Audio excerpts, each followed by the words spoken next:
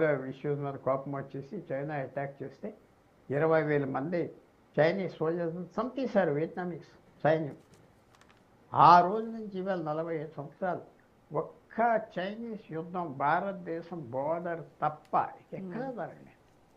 భారతదేశం బోర్డర్ మీద చేస్తూ ఉంటాం, ఎక్కడా లేదు. సో చైనా అంత ఈజీగా యుద్ధం స్టార్ట్ చేయదు.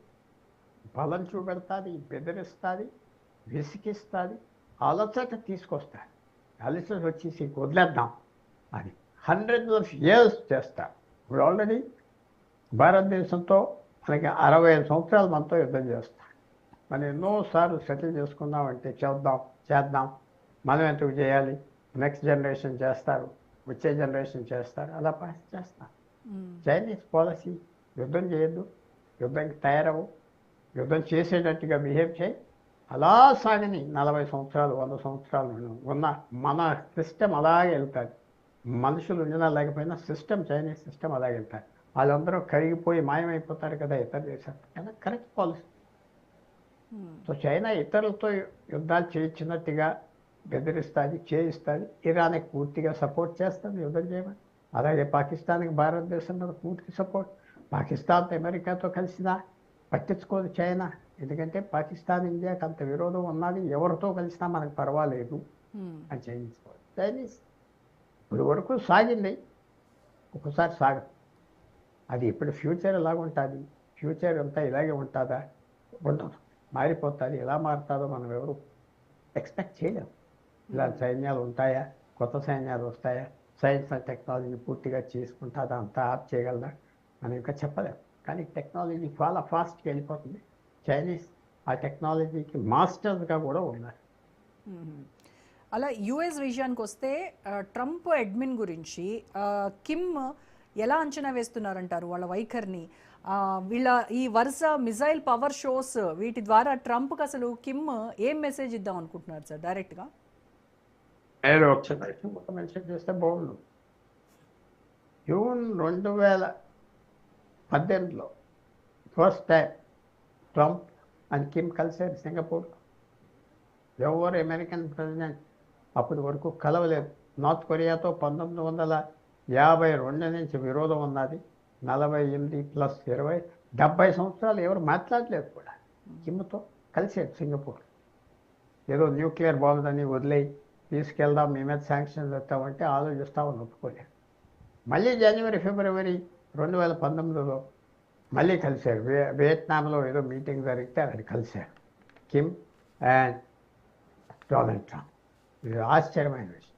మళ్ళీ మూడోసారి జూన్ 2019 సౌత్ కొరియాకి అఫీషియల్ విజిట్కి వెళ్ళి అక్కడి నుంచి కిమ్ అల్జోంగ్ ఆ బోర్డర్ ఏరియా ఎవరు క్రాస్ అవ్వకూడదు కలిసాడు.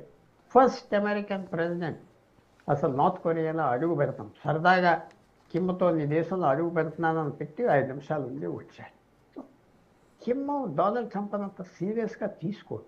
తర్వాత డొనాల్డ్ ట్రంప్ కూడా చాలా యుద్ధాల్లో దొరికిపోయాడు, అది బయటికి రాలేకపోతున్నాడు తెలుసు. సో ట్రంప్ వ్యూహాలు ఏముంటాయంటే వాడు ఆలోచించేది ఏమీ చేయడు, చేతులు నిండుగా ఉన్నాయి. అతను ఒక్కడే కలిశాడు, 3 సార్లు కలిశాడు Donald Trump. So Donald Trump మీద పర్సనల్గా మంచి అభిప్రాయం ఉన్నది కిమ్కి. కానీ పెద్ద ఏదో యుద్ధం చేసేస్తాడు వచ్చేసాడు మాత్రం అనుకోడు. 3 మీటింగ్స్ జరిగినాయి వాళ్ళిద్దరి మధ్యన. 2000 కొత్తగా ఫ్రెష్గా మీట్ అవుతాడా, ఇరాన్ సెటిల్ అవుతే మీట్ అవుతాడు. ఎందుకు మీట్ అవుతాడంటే ప్రపంచంలో చూపెడటానికి, పబ్లిసిటీ కోసం, అది నేను అందరిని కలుస్తానని చెప్పుకోవటానికి మళ్ళీ మీట్ అవుతాడు అనుకుంటున్నా. వచ్చేసి ఓకే, అంటే యుఎస్, జపాన్, సౌత్ కొరియా కలిసి జాయింట్ ఇన్వెస్టిగేషన్ చేస్తున్నా, యుఎన్ శాంక్షన్స్ ఉన్నా కిమ్ మాత్రం అసలు ఎక్కడ తగ్గట్లేదు. అంటే ఇంటర్నేషనల్ శాంక్షన్స్ని నిర్వీర్యం చేయడంలో చైనా, రష్యానే కీలక పాత్ర పోషించాయనుకోవచ్చా సార్? ఇక్కడ పూర్తిగా రష్యా సపోర్ట్ చేస్తుంది, చైనా సపోర్ట్ చేస్తుంది. చిన్న దేశం, 2 కోట్ల జనాభా కంటే ఎక్కువ ఉండరు. వాళ్ళకి ఏం కావాల్సిన తిండి అంతా చైనా ఇస్తుంది, రష్యా పెట్రోల్ ఇస్తుంది. సో వాళ్ళకి రష్యా చైనా చూసుకుంటుంది. తర్వాత పూర్తి డిక్టేటర్షిప్ 1945 నుంచి 80 సంవత్సరాలు 80 సంవత్సరాలు కిమ్ తాత పరిపాలించాడు. తాత చచ్చిపోయిగా నాన్న ఇప్పుడు 80 సంవత్సరాలు. ఎలక్షన్స్ ఉండవు, ఏమి ఉండవు. మామూలుగా ఇది వాళ్ళు ఊరుకనే ఏమంటారు, ఇట్ ఇస్ డిక్టేటర్షిప్. మాట్లాడటానికి వీళ్ళారు. ఎవరు ఎక్కడున్నారో తెలియదు. దేశంలో పర్మిషన్ ఇస్తే క్యాపిటల్ వరకే వెళ్ళాలి, బయటికి ఎవరిని వెళ్ళనివ్వరు. సో వాళ్ళకి ఏం కావాలి? జనం విపరీతంగా చచ్చిపోయినా లెక్క పెట్టరు వాళ్ళు. ఎవరు అడగటానికి వీలు లేదు. ఒక 100 సంవత్సరాల క్రితం ఎలా బ్రతుకుతున్నారో అలా బ్రతుకుతున్నారు. కొంచెం చాలా లిమిటెడ్గా వాళ్ళు బ్రతుకుతున్నారు. అందువల్ల వాటికి ఏం నొప్పి లేదు, భయపడేది లేదు. పక్కన చైనా ఉన్నారు, ప్రొటెక్ట్ చేస్తారు. చైనా కూడా అందరూ ఏమక్కర్లేదు. ఎవరైనా ఆయన మీద ఆటం బాంబు వేస్తే ఆయన కూడా వేస్తాడు. ఆటం బాంబులు అంత ఈజీగా వేసే ప్రపంచం కాదు. ఇంకా పాకిస్తాన్ ఏదో అస్తమానం భారతదేశం మీద అంటారు, కానీ అంత సింపుల్గా జరిగేది కాదు. 2.5 కోట్ల జనాభా ఉన్నారంతే. వాళ్ళలో 1 కోటి మందిని స్పెషల్గా చూసుకుంటారు. మిలిటరీ ఫ్యామిలీలని, గవర్నమెంట్లో పనిచేసే వాళ్ళని, యాథ్లీట్స్. మిగతా వాళ్ళని ఎవరి జీవితాలు బ్రతకాలంతే. వాళ్ళు పెద్ద పట్టించుకోరు. పాకిస్తాన్ లాగా ఒక సెక్షన్నే వాళ్ళు 25 కోట్లలో ఒక 5 కోట్లు 8 కోట్ల మందికి కూడా చూసుకుంటారు. మిగతా ఎవరు గాల్లో బ్రతుకుతావు, ఎక్కడ పోతావు, నీ గొడవ. ఆ అడ్వాంటేజ్ ఉంది అది.